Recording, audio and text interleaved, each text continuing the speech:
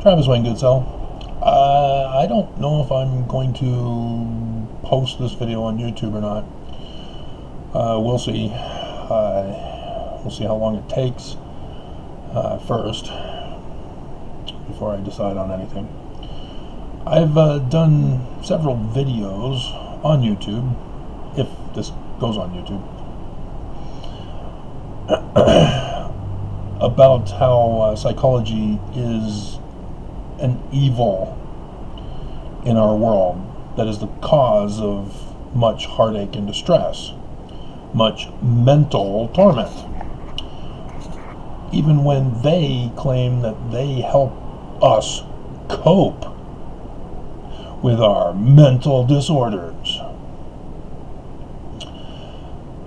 And so, as an example, there's a certain thing that the whole world is involved with, that in the beginning of it, everybody, including medical doctors, real doctors, not fake doctors of psychology, were warning us, we need to stop it. We do not want it to become our new normal. And the news was all spreading it around. Oh, we can't let this be the new normal. We can't let this be the new normal. Well, now it's the new normal all over the world. That was the trap of psychology. That's how it works and how it functions.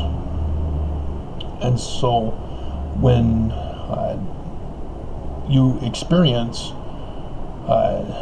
traumas, suffering, disasters, whatever, that cause mental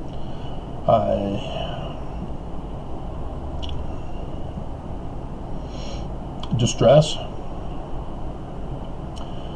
these psychos claim that it's a mental disorder.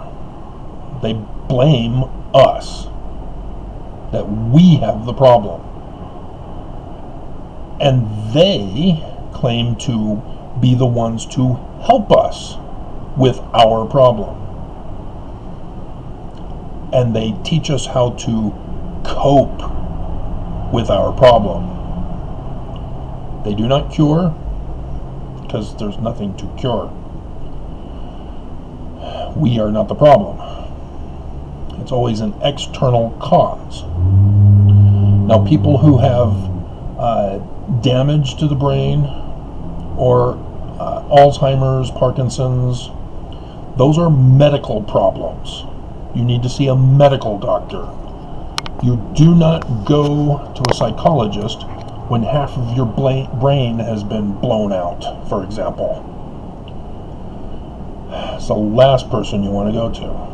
And they better damn well tell you to go see a medical doctor anyway.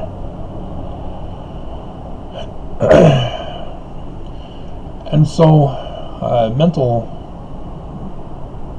health is the new name they're giving it. In the early days, they used the term that became a horrifying, abusive term that swept through school systems. It was used in my schools growing up. It's retarded.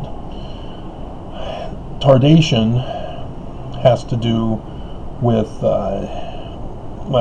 retard is a second tardation, and it's turned into a name calling. We'll just leave it at that rather than going into specific details. And so you've probably seen commercials from pharmaceutical companies about a renamed drug that previously was pulled, and lawsuits were filed and settlements were given, and so now they're just repackaging it with a new name and sending it right back out to us. Concerning people with tardive dyskinesia. Tardive, that's where it comes from. And so all these names are covers for what they're really doing, which is a fraud. They're scamming people. We are all human. And when bad things happen, yeah, we're sad or frustrated or angry or discouraged. And that's not a mental disorder. But they want to make it such. See, they have to keep changing the names to see what people as a mass will agree with and believe them. And this mental health is the latest thing that they're able to deceive people with. They've got the news doing it. They've got politicians involved with it. They've got governments and the Church of Jesus Christ of Latter-day Saints. And so don't be fooled. It's all a scam. They create the problem. They name call it, and then they judge you by it. So bipolar disorder doesn't exist. They claim it's a chemical imbalance in your brain. But there's no chemical imbalance until they start administering drugs. They first introduce the drugs into your system. You're on a high. It settles. You're normal. Then it runs out and you need another fix. These are drugs they're giving you. And when you need the fix, you start going through withdrawals. And they try to time it so that you get your next dosage at the right time to avoid the severe withdrawal symptoms. But people who are given freedom to take it on their own may sometimes forget, or they purposely forget, and they go through severe withdrawal symptoms. The longer a person is in the drug system, the more severe of the withdrawals they have. And when they go through the withdrawals, the psychiatrists just say, see, you have bipolar disorder. We've been telling you this. You need to take your drugs. You need to keep coming to us so that we can teach you how to cope with it. This is how evil they are. Not even drug pushers and dealers are that evil. And so here we have the church news talking about Terry E. Moffat, who did a study of 1,000 New Zealanders for several decades. And she gave the lecture for the Marjorie Pay Hinckley lecture series thing. She was a speaker there at BYU today, on the 14th of February 2022. And she says, the title of the article, study shows mental disorders impact people more than previously thought. Yeah, because they just created it. They're desperate for more clientele, human clientele, to perform human experimentations on. Just like Nazi Germany, just like communist Russia in the 1960s, just like America, just like Utah. And I'm educated and degreed in anthropology of the ancient cultures. And that's a hard science. That's a real science. And so I see right through this. The first thing you need to pay attention to, 1,000. That's a small sampling. How many people are on Earth? 7 billion, plus or minus? You don't do small samplings and make a massive conclusion like this, especially when it deals with human behavior. This is just error red flag number one. But then, New Zealanders.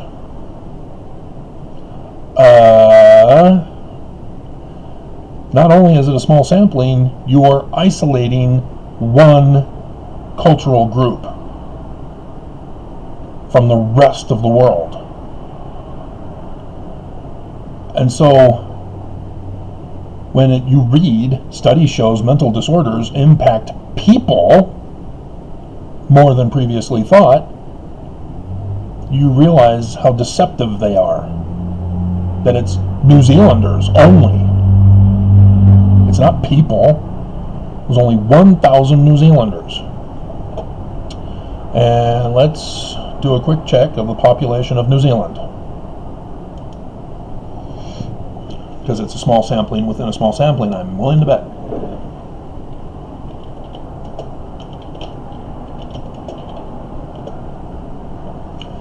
$5.084 million.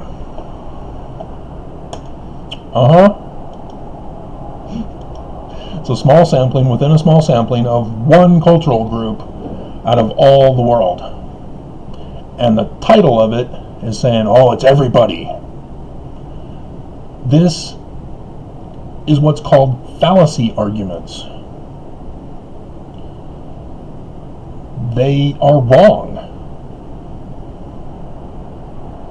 And when a person knowingly does this, they are deceptive liars. You need to be very aware that they're trying to hurt you.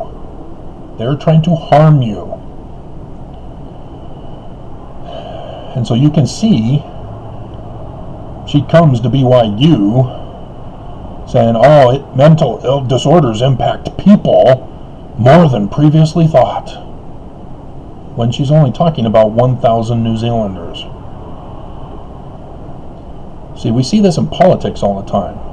You see the news try to make a news story to scare us with a poll that was purposely rigged and is a small sampling of the same small sampling that they already have prearranged. and they're trying to influence the majority of their audience to their will. And so this is, again, a psychological trap that they've learned from psychologists. Everybody's doing it. Here it is with the church.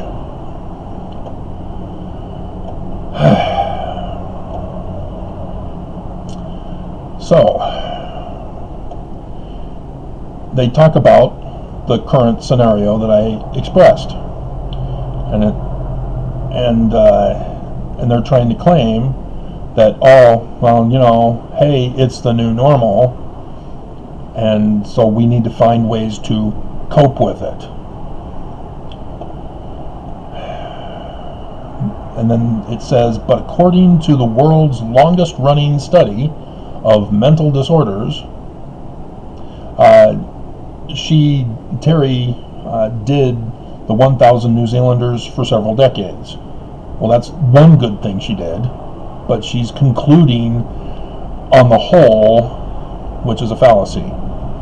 She needs to stick with 1,000 New Zealanders that I tested for several decades have had these conclusions, and it has to stay like that. She cannot branch it out and assume that it's for everybody else, but she does. Oops.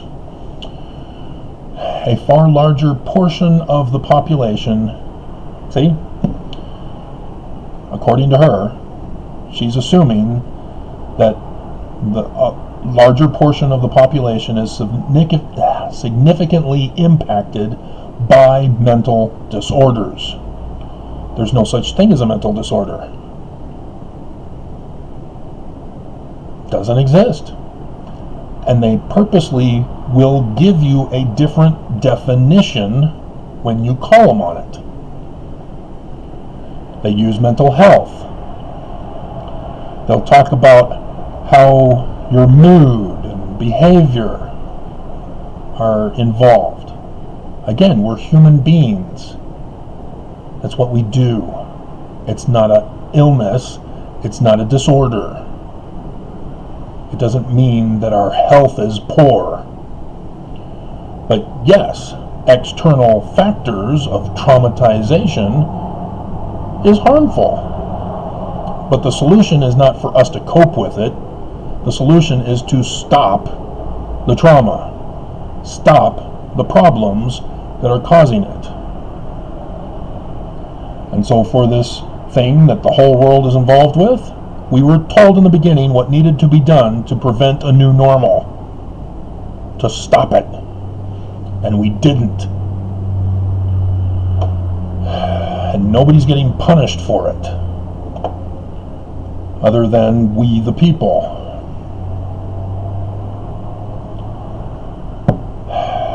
And so again, this is a hasty generalization, even though several decades, but it's hasty as a generalization because she's assuming that her study applies to everybody. And there's another one involved for that too. It's sort of an ad populum, but not quite. It's another generalization fallacy, similar to the small sampling. But anyway, each year,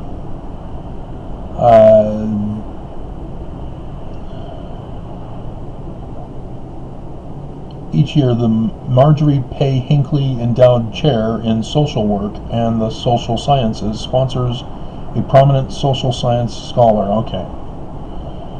So it's Terry this time.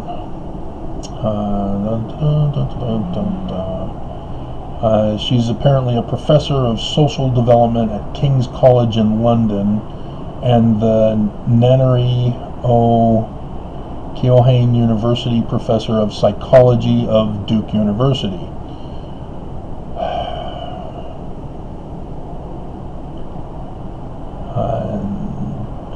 And so, yeah, was she living with them? I hope so, because otherwise I'm not going to listen to her. And if she's externally observing, she has to, kind of. The gorilla woman, I can't remember her name, she impacted with the gorillas. You're supposed to observe and not impact. Like Star Trek, the prime directive, never get involved, always observe, and until they're ready for space travel, then you can introduce yourself with first contact. But that's the type of thing. Because if you involve yourself in their lives and let them know, hey, I'm studying you, I'm going to find out how mental health affects you over the course of your lifetime. You've now biased your study. You've ruined it. And this is not what's being brought out. Psychology purposely ruins and by biasing their studies. Because you have to observe without letting the people know you're observing them. You have to be out of the picture altogether. You literally have to be spying on people. And that's a crime. In order to have your research non-biased. And so so many frustrations in this article.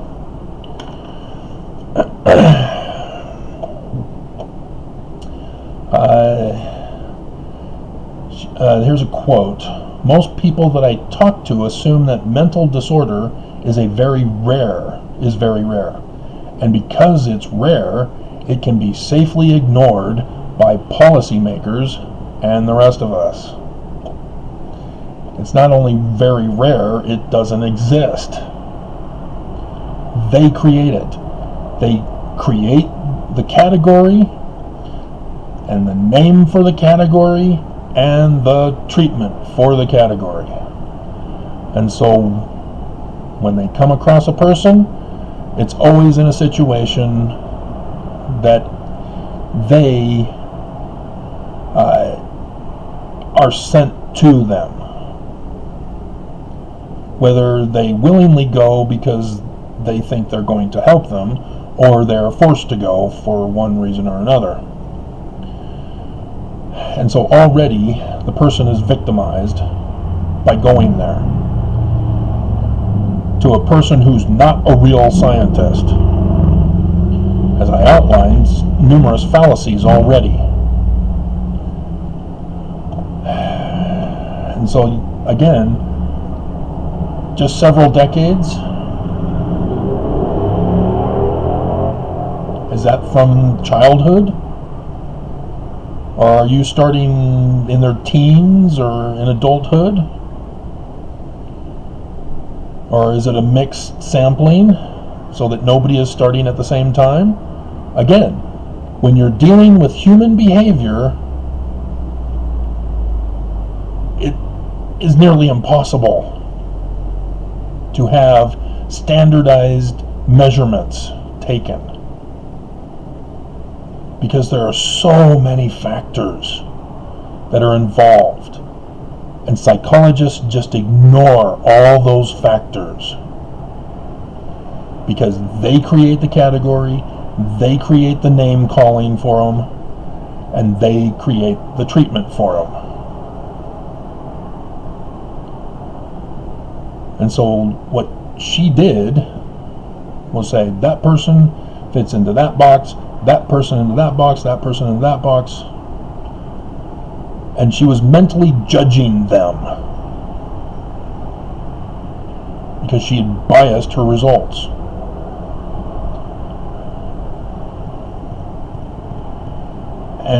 And so, yeah, psychologists claim, oh, everybody has a mental illness at some level, and you need to come see us and pay us money to support our lifestyle and pay off our education. That's the scam part. And it's a major source of inequality. See, now they're trying to make them a discriminatory. Oh, they are, aren't they? They've already gotten their claws into our governments.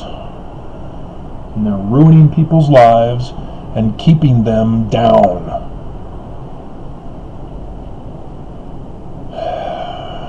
People, once diagnosed, can never get out. They are trapped in the system for the rest of their lives, and the drugging shortens their lifespan. This is the deadly, dangerous part of psychology that they don't want you to know about. They suppress all of those results about mortality from you.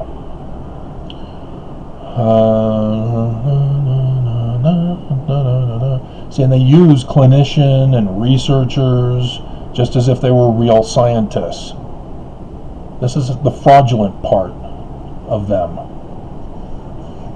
And MD or PhDs, doctors, it's all lies. They're not doctors, but you notice they're using mental health. So for real doctors, it's health care. And now they're using that for mental health. Do you see the trap and deception they're using? See how evil they are? We focus on making the diagnosis.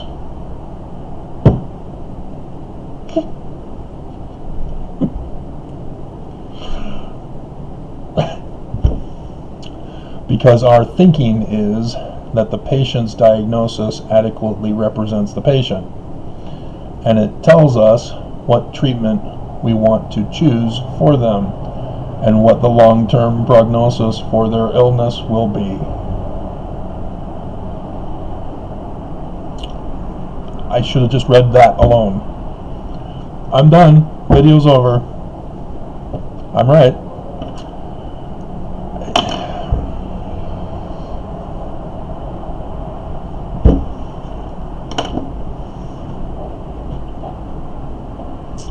They even confess to being frauds.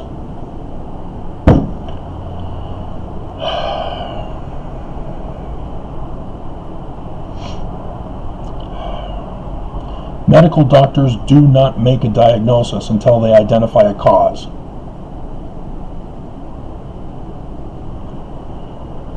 You don't go into a medical doctor and say you've got a pain, and then the doctor then makes a diagnosis, gives you drugs, a prescription for drugs, and sends you on your way home.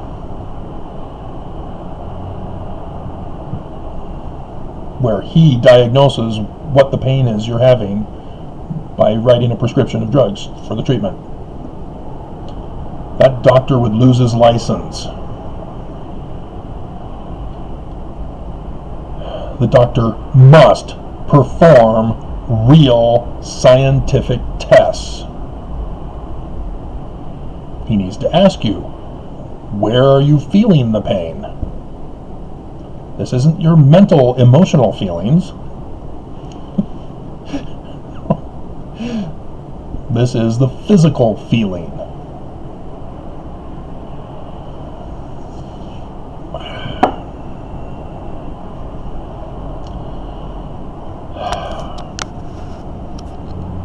And so if you say, well, I'm feeling something in my elbow, and so he'll ask you, well, what were you doing prior to feeling the pain? Well, I bashed it against the door. Oh, okay. And so then he'll examine your elbow. Oh, yeah, I see bruising. You did bash it. He'll do some x-rays to see the damage within the skin, see if it's affected the bone, etc. There is a real causation. That's why medical doctors are real and psychos are not. And she just confessed to their whole plot of evil. Oh, we focus on making the diagnosis because our thinking is that the patient's diagnosis adequately represents the patient. The box category, name calling. And it tells us what treatment and how to treat them. We want to choose for them. Choose. Yes, choose. That's what the doctor does, the medical doctor.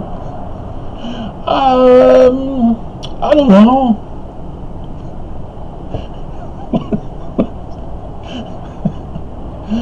Oh, dear goodness. And what the long-term prognosis for their illness will be. Oh my God. A criminal admission by Miss Moffat. And there she is at BYU.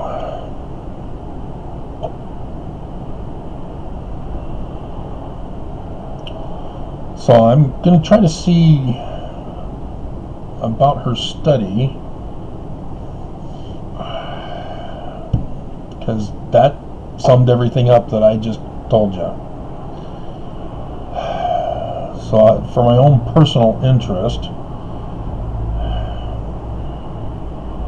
the study began in 1972 as a birth cohort of all the babies born in one city. Ethnically, they're of white European background. Okay, so she started with babies in 1972 in one particular city. What city? The individuals came into the study's clinic for a full day of assessment and data collection on 13 occasions since they were babies. What? Oh my God! No, that's not how you do real research. Scientific research. No.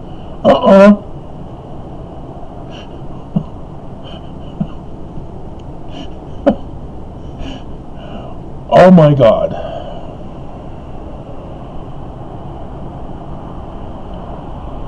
It was the first to use a standardized diagnosis assessment.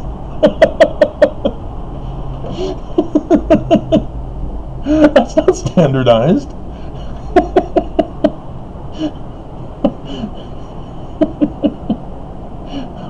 One full day of assessment on 13 occasions for the decades since they were babies.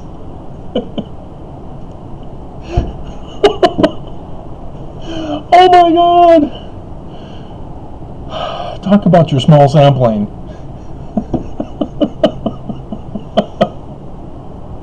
That's even smaller than the original small samplings she was using. Oh dear God. She needs her license pulled. The American Psychiatric Association, or whatever she's got it from. Oh dear God. So she assessed 16 mental disorders in 3 types of categories. 16 name calling for 3 box categories that she created. And sure enough, she's got stuff that aren't even qualified. Conduct disorder, behavioral problems, alcohol, cannabis, tobacco, and other drug dependence. Those are not mental disorders. The cause is the drugs. But then the internalized versions, depression, general anxiety, social phobia, simple phobia, panic, PTSD, eating disorders. She had no clue how any of those got started, why they were done. Depression. Did somebody die? Are they sad because they failed a test in school? We don't know. There are too many factors to have 13 times for a full day of study for decades. And then the thought ones. Schizophrenia. That's a fraud. It doesn't exist. The Nazis created it. They blame the Jews for having it so that they can imprison them in the asylums before they established concentration camps to then perform human experimentations. And then it was going so well, hey, let's establish concentration camps and do it on a wider scale. That is a fraudulent diagnosis. And then mania, an OCD, obsessive compulsive disorder. God. This woman is pure evil. And her study needs to be burned. She needs to have her license pulled. This is the most atrocious thing I have ever read. And from Psychology.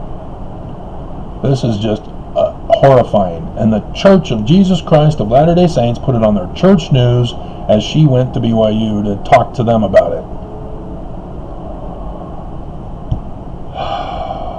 Maybe I will put this on YouTube. Maybe tomorrow. We'll see. Dear God.